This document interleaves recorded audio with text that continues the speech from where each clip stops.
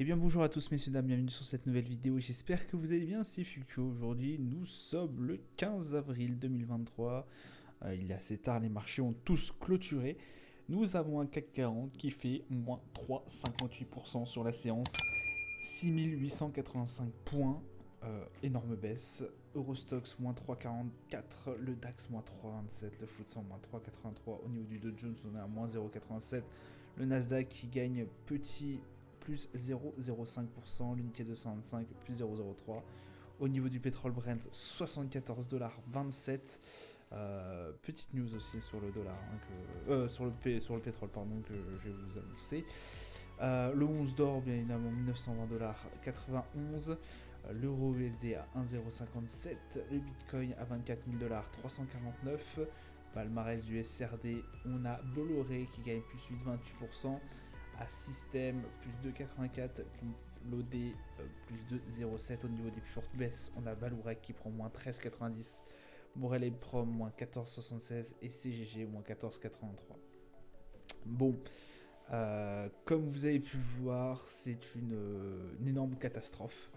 Ce qui est en train de se passer, les marchés sont typiquement en train de paniquer, beaucoup d'investisseurs commencent à paniquer. Je vous avais dit de vous méfier vraiment de cette séance, des séances prochaines aussi qui vont arriver, parce que là, ça ne rigole absolument plus. Voilà, là, on est vraiment dans ce qu'on voulait pas voir. Hier, je vous avais dit voilà qu'on espérait qu'il n'y ait pas de voilà que cette chute de la banque SVB n'entraîne pas les autres aussi dans la chute quoi. On avait du coup ça, bon alors SVB n'a pas coulé toute seule, il y avait deux autres banques mais je me rappelle plus les noms. Mais en fait il y a des énormes soucis, forcément quand il y a une banque qui chute. Alors le trésor américain, le trésor américain a fait son taf, voilà, il a fait son taf très bien. Heureusement qu'il a très très vite réagi ce week-end, parce que sinon ça aurait été encore pire. On a réussi à limiter la casse comme je vous avais dit hier, mais si vous remontez dans mes vidéos, je vous avais parlé d'une banque, Crédit Suisse, qui elle avait été fragilisée quelques mois auparavant. Crédit Suisse est à l'heure actuelle dans une crise incroyable. Alors, dans une crise incroyable. Là, elle est au centre, en fait, de toutes les attentions. On a des énormes soucis. Alors après, le problème, c'est que Crédit Suisse, là, ça a un plus gros impact. Alors, c'est un impact européen incroyable, mais aussi au niveau de la Suisse, voilà, c'est la banque quand même. Donc ça pourrait avoir un retentissement incroyable si Crédit Suisse, elle aussi, à son tour, coule. Et ça ne plaît absolument pas au marché, forcément. Alors, bon, c'est un peu plus... Crédit Suisse est un peu plus solide que ASVB, quand même. Que SVB, pardon, tout seul. Voilà, il y a certaines choses, oui, d'accord, pendant un moment, ils ont essayé de restructurer un peu Crédit Suisse. Il y a eu une restructuration, il y a eu des efforts qui ont été fournis par Crédit Suisse parce que ça fait longtemps quand même que Crédit Suisse est, voilà, on est méfiant dessus quand même. Quand je vous dis ça, ça date pas d'hier, ça date pas il y a quelques mois, ça date déjà il y a plusieurs années. Donc on savait qu'ils avaient un problème, et etc., etc., et que bah voilà, ils essayaient petit à petit de le résoudre. Le problème, c'est que là, on arrive à une échéance et si vous voulez, du jour au lendemain, tous les clients peuvent se barrer et vous demander la somme sur le compte, quoi. Et donc là, on peut finir comme SVB, quoi. Ciao, ciao, bonne soirée. Donc là, Crédit Suisse, attention, parce que, alors, là, il y a des coups de fil qui sont envoyés, parce que dites-vous bien que Crédit Suisse, tous les 4 secondes, il reçoit un coup de téléphone d'un chef d'État et autres pour bien s'assurer, ou même des ministres là, pour bien s'assurer qu'il ne va pas couler dans les secondes qui suivent. Donc là, très très grosse pression sur eux.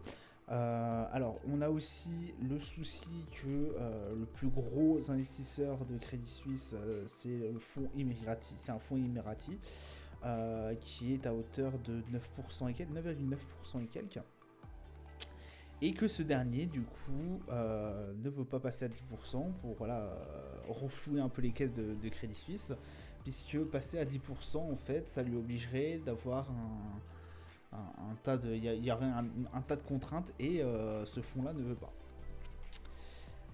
Donc, c'est là aussi la crainte. On craint forcément qu'on n'y ait pas assez de cash. Je vous refais pas le dessin, alors je vais vous le faire vite fait. Quand une banque n'a pas de cash, elle va devoir vendre à perte. Par exemple, souvent c'est les obligations.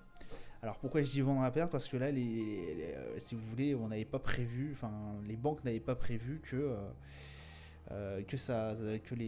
l'obligation montrait aussi haut, quoi. Donc forcément là tu vends à perte, quoi. Donc tu perds de l'argent pour retrouver un peu de liquidité.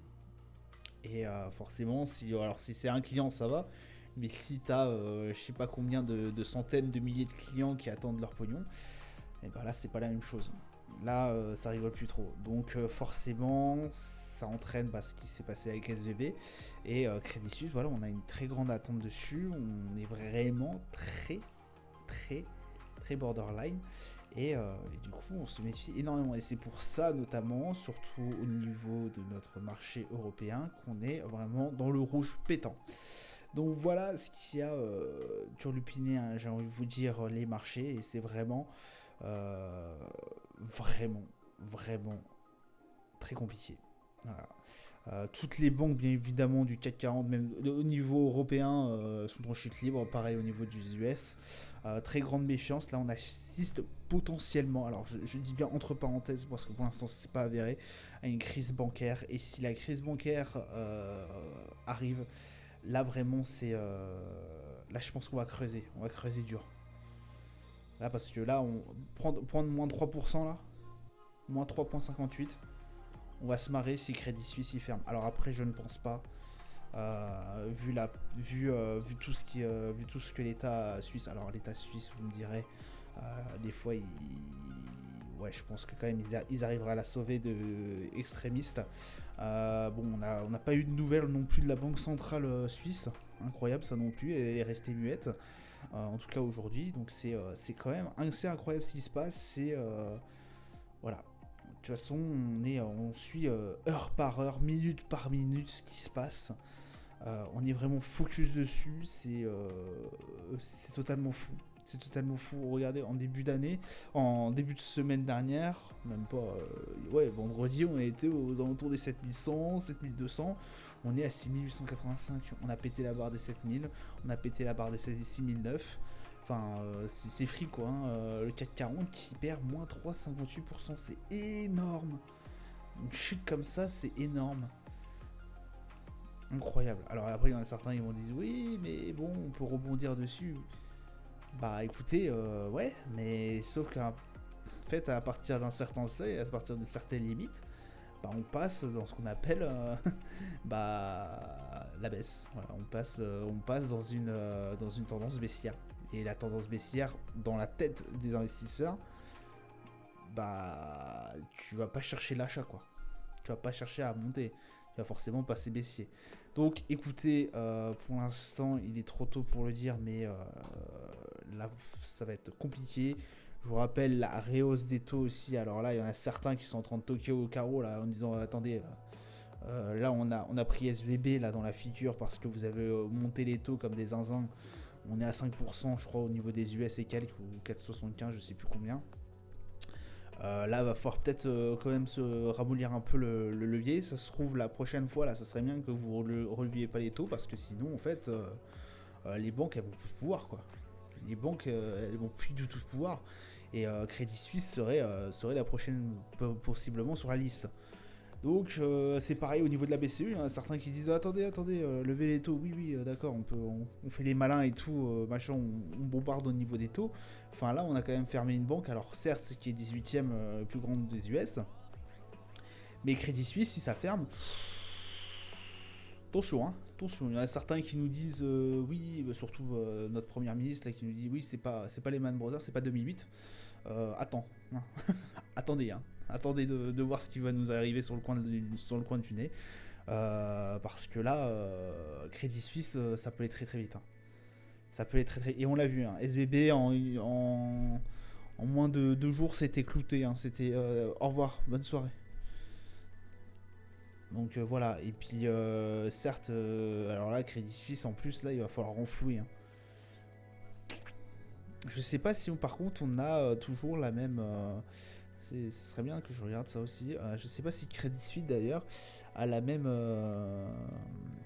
Comment ça s'appelle, si les comptes sont fermés, si Crédit Suisse ferme, en fait aux US, comme je vous avais dit hier, vous êtes subventionné à hauteur de 250 000 euros. C'est-à-dire que l'État vous garantit 250 000 euros.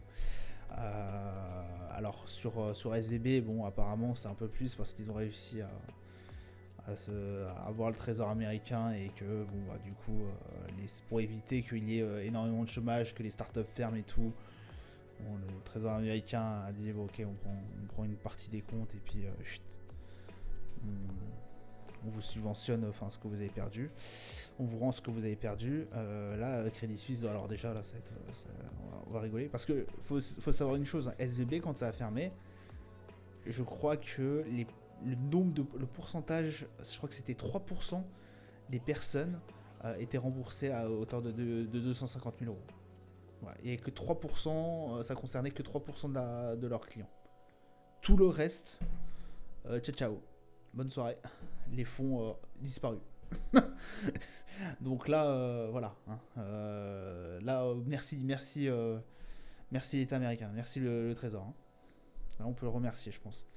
Parce que je peux vous dire que les 97 autres pourcents, quand vous avez par exemple The Circle, qui bon après The Circle, hein, il est en train de remonter un peu l'USDC et tout, mais quand on se prend ça dans la figure, ça fait mal.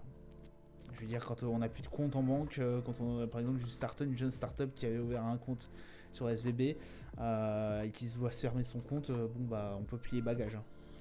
Là vous pouvez plier bagages, hein. Donc incroyable ce qui se passe à l'heure actuelle.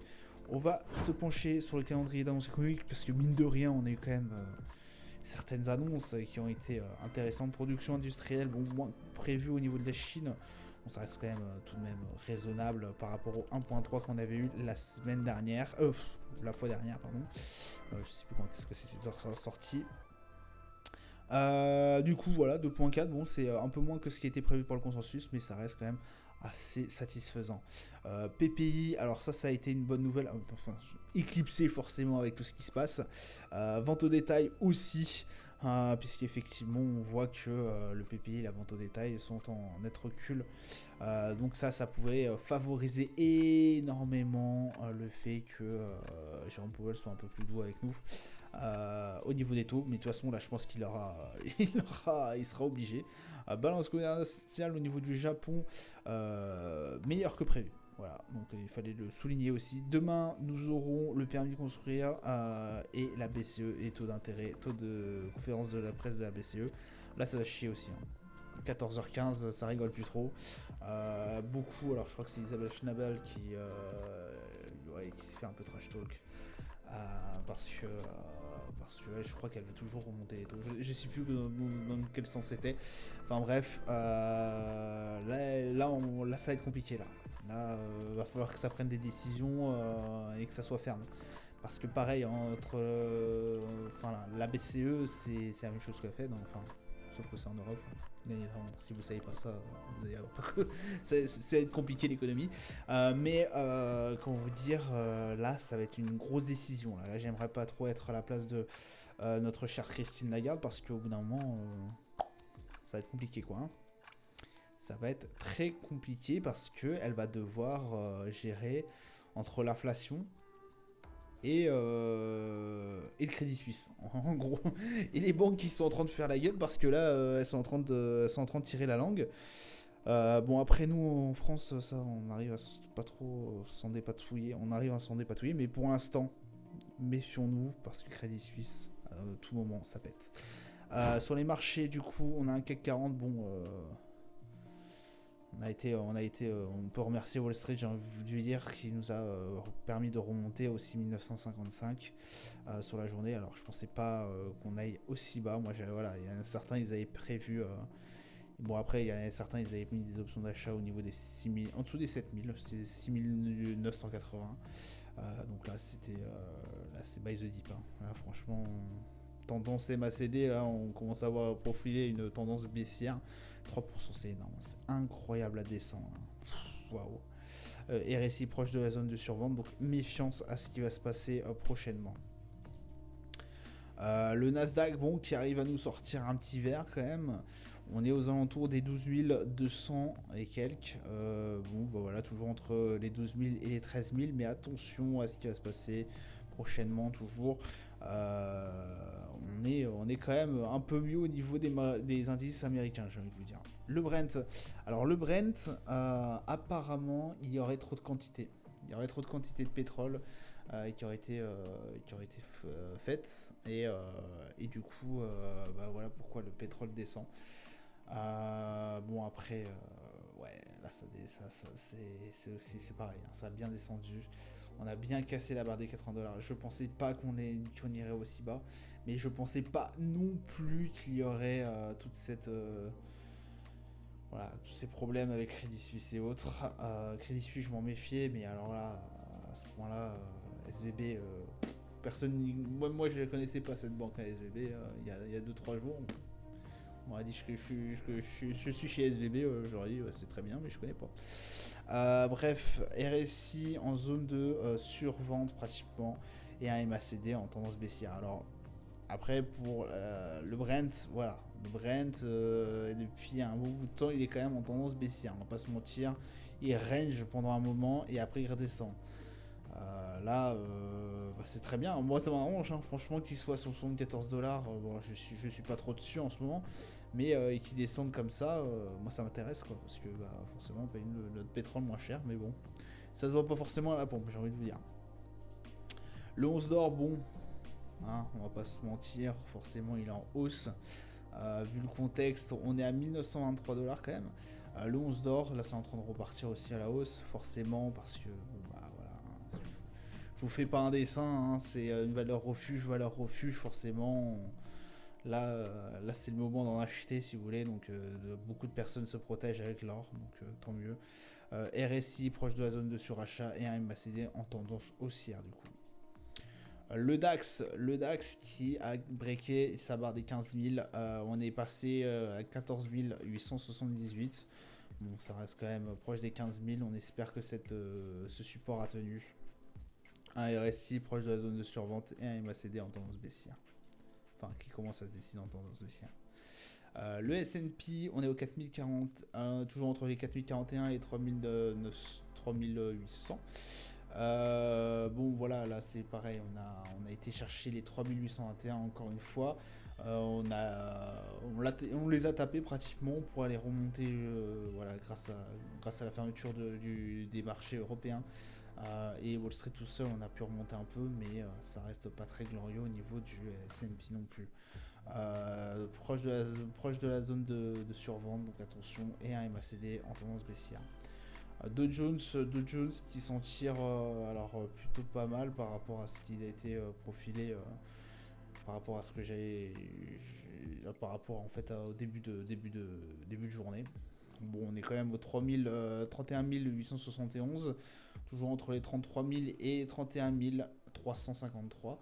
À voir par la suite ce qu'il va donner, mais c'est pareil, hein, là c'est une tendance baissière qui s'en dégage, hein, et bien fort hein, quand même.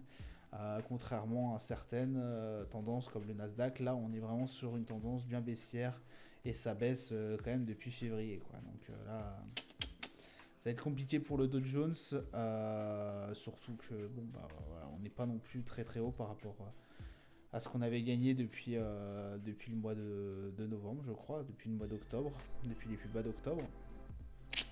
Là on est genre une range avant le fond, quoi. Donc bon bah on va voir ce que ça va donner. On espère peut-être que ça va se relancer, mais pour l'instant grosse inquiétude forcément avec tout ce qui en suit. Voilà, ça sera tout pour moi pour aujourd'hui. Je vous souhaite une excellente journée, une bonne soirée, soyez très prudents sur le marché. Je vous dis à plus tard, ciao ciao.